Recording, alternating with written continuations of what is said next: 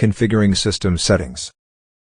The system settings are critical, and should only be changed by the system administrator, who has been fully trained on how to use the iSpec DMS system.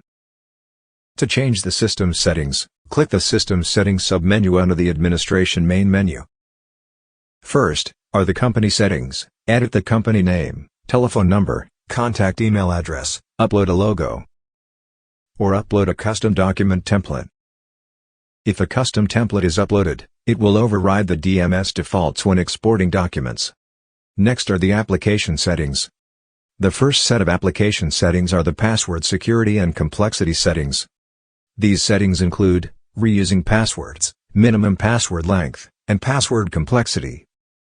The next setting is how many documents to show in the recent document folder in the dashboard.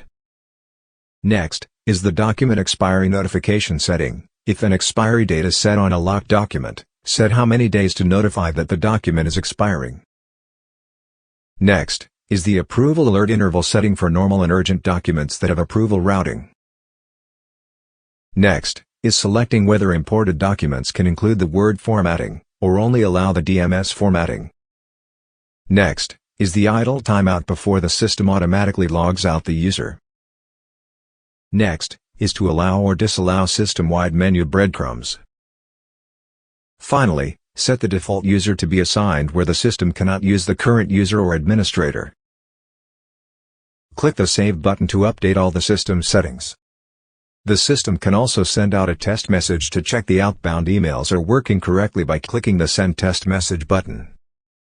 Finally, when logged in with the root admin account, the user will see additional web server and mail settings, and also iSpec DMS license information.